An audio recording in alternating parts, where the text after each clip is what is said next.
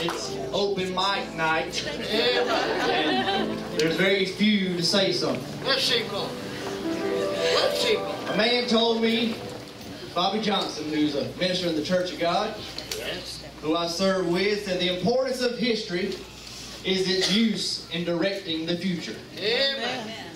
Another man in the Church of God told me, don't ever get too far removed from your story. Amen. Don't ever get too far removed from your testimony. Amen. So let me just share with you something that took place here in this place 18 years ago.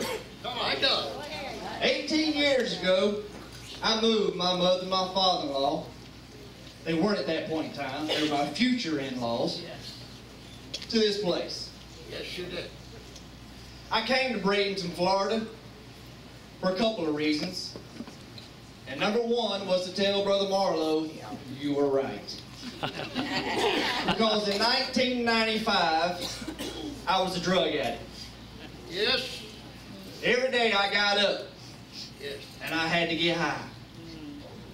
I rolled it, I smoked it, I snorted it, I popped it in my mouth. It made no difference to me. That was who I was. Had came to church, didn't want to be here, but out of respect to my future in-laws and my future wife, I came.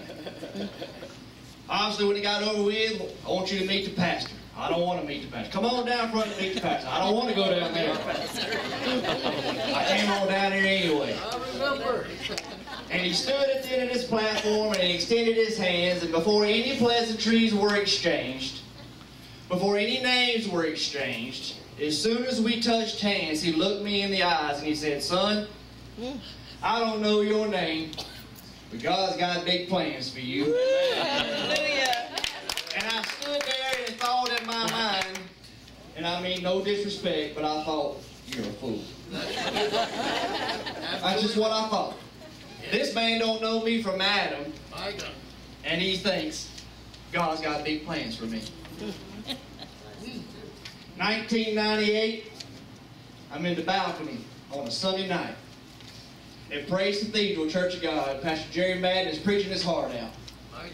And I felt the Spirit of the Lord, and I said, God, if you've ever saved anybody, you saved me. Amen. You saved me. And I knelt down one way, and I came up another way.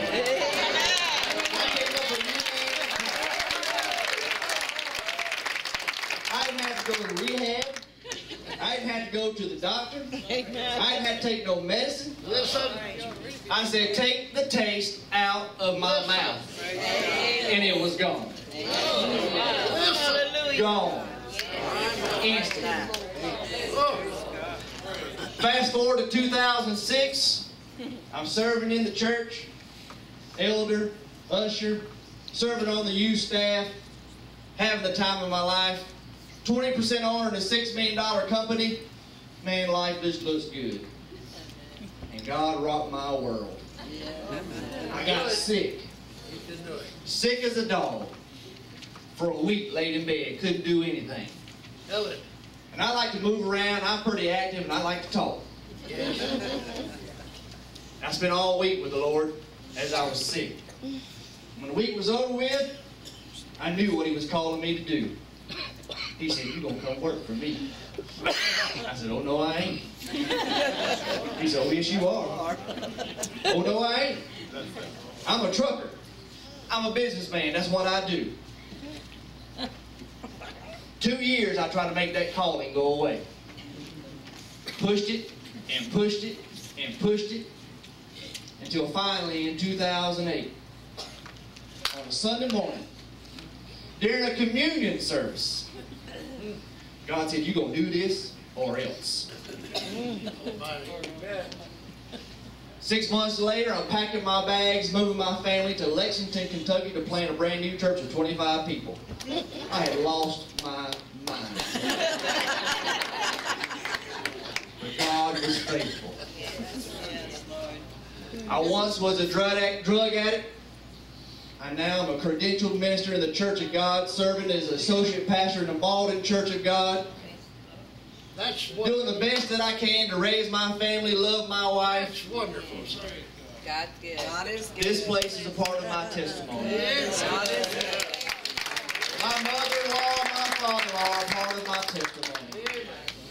My wife is probably the biggest part. Because what she did is everything. And I say all that to say this, to encourage you that you are going to influence people in some way, somehow, Yes, in you some shape or form. Oh, yes, you Either in a positive way or in a negative way. Amen. One way or the other. Yes, you Which one are you going to choose? God help me. Because see, every time my wife had the opportunity to shove Jesus down my throat, she did it. Preaching doesn't have a whole lot to do with what you have to say. It's got everything to do with what you do in your everyday life. So stop holding on to yesterday. Stop letting the enemy try to remind you of who you were. Amen. And be confident and be bold in who you are. Amen. If you have called upon the name of the Lord, then you are saved. It is over and done with, and it is under the blood. And you are an ambassador of Christ. Praise the Lord. So you get up every day, you put your shoes on, and you go, and you do, and you be a people of influence. Because I believe what the world's dealing with more so than anything else today is unbelief. Amen. Is unbelief. They don't believe that God really exists. And we get ourselves in trouble on social media and everywhere else when those who don't believe begin to take the scriptures out of context and we try to debate with them and argue with them. And then we end up trying to defend God. God needs no defense. He can defend himself all by himself. And what we do is we ruin our story. We ruin the story of the gospel. So if you want to be a people of influence, when you run across those who just wear you out about their unbelief and begin to point fingers and say, "Are you crazy?" Just say, "God loves you. God loves you. I love you. Be blessed in the Lord." Praise God. If he don't give you nothing else to say, then don't say it. If he does, then you say it and be confident in what he has to say. Oh, thank you, Jesus. You're going to deal with stuff as you go through this life. And so I'm going to ask you, if you're not here, if you are here and you're not saved, there's no better time than today Come on. to make things right. Come on. It ain't going to make you perfect. I can assure you of that. But it'll make you different. It'll make you different. Amen. We have a job to do. We have a mission. And that is to present Jesus Christ to each and every person that we meet. Every chance that we have. Every opportunity that we have. But you're going to face situations. Just as Jesus was in the desert and he was tempted for 40 days. The devil tried to influence him to use authority to meet legitimate needs whenever it was over with, to fill his tummy. He said, "I ain't going to do it." When he got done, he went on and he preached. And he taught. He got to his own hometown. And his own family began to discourage him because, who do you think you are? You're this Jesus. You're not, no way. Not even in his own hometown was he welcomed. But he preached anyway, and he kept doing what he knew what he's called to do.